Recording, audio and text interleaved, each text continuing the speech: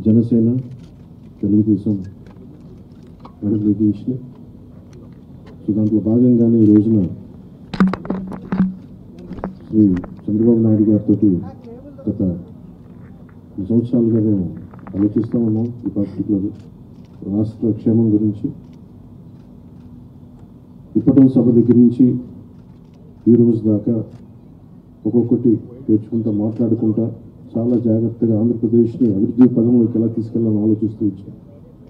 అందులో భాగంగానే ఈ రోజున ఒక బంగారు భవిష్యత్తు కోసం రాష్ట్రాన్ని సరైన అభివృద్ధి పదంలో పెట్టడానికి మనస్ఫూర్తిగా ఈ రోజున శ్రీకారం చుట్టడం జరిగింది. అందులో భాగంగానే ఈ రోజున జనసేన తెలుగుదేశం కలిసి నడుం బిగించినాయి. దీనికి మరింత బలోపేతం చేయడానికి భారతీయ జనతా పార్టీ కూడా శుభాశిస్సులు ఉన్నాయి కాబట్టి మీ అందరికీ తెలిసింది. అందుకని ఆ పొత్తు ఎలా వెళ్ళిపోతున్నాం, ఎట్లా వెళ్ళిపోతున్నాం ముందు పెద్దలు, మాజీ ముఖ్యమంత్రి, ప్రతిపక్ష నాయకులు శ్రీ నారా చంద్రబాబు నాయుడు గారు వివరిస్తారు. ఆ తర్వాత జనసేన ఎన్ని స్థానాల్లో పోటీ చేస్తామో తెలియజేస్తారు.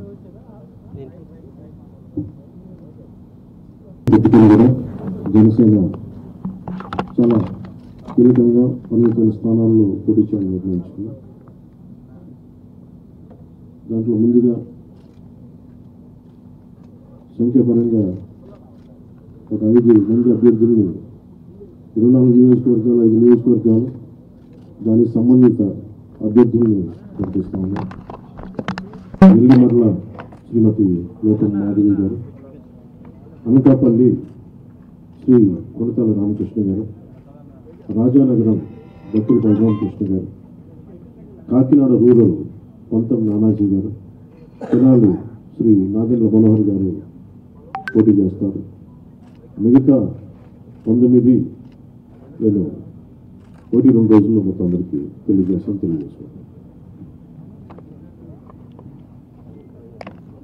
ఇప్పుడు